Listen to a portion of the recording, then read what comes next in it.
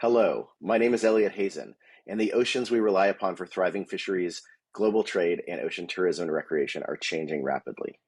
You might be having freshly caught swordfish for dinner, or going out on a whale watching vessel tomorrow, or walking along the coast with your family tonight.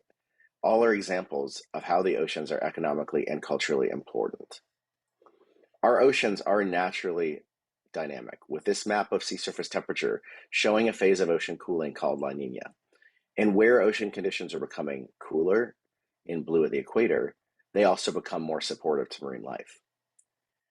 Animals such as bluefin tuna off the coast of California and Mexico take seasonal migrations to track the changing ocean, to find ideal temperatures, and also opportunities for bountiful food. Our oceans and ocean ecosystems are naturally dynamic, yet we often manage with static tools like marine protected areas that don't take climate variability, much less climate change, adequately into account. And climate change is resulting in new risks threatening our sustainable uses of our ocean ecosystems.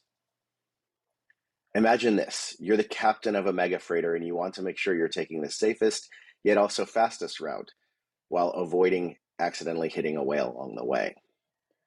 Google Maps provides a great example of what we can accomplish for the ocean, as it takes information from prior days on traffic patterns and speed limits and combines that with real-time data on crashes or traffic jams to route you the best way from home to work.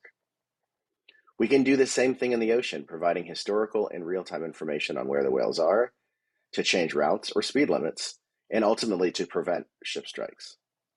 These Google Maps for the oceans are called dynamic ocean management, an approach that updates rapidly to support sustainable marine activities while also protecting and conserving the charismatic species that occupy our backyard. On the west coast of the United States, swordfish fisheries have historically interacted with critically endangered leatherback sea turtles, and in turn, a large area was closed off of the coast called the Pacific Leatherback Conservation Area. It was a huge conservation success, but was part of the reason the fishery reduced from 200 vessels to less than 10 today.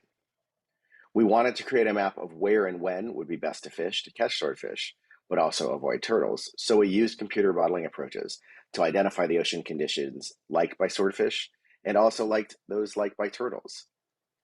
And then were used to predict how those ocean habitats would change. This dynamic ocean management tool is called EcoCast, and it shows the areas that are good to fish in blue versus areas in red that are bad to fish and should be avoided.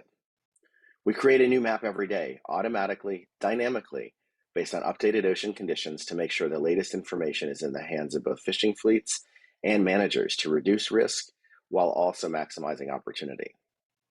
By changing with ocean conditions, dynamic ocean management can also change as the climate does, providing a climate-ready management approach for industry and accidentally impacted species.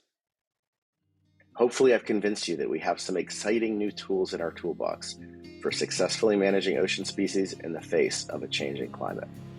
By closing smaller areas that move, yet still protecting the critical habitat for those species we want to protect, we are able to create a unique win-win for ocean conservation and sustainable resource management for generations to come.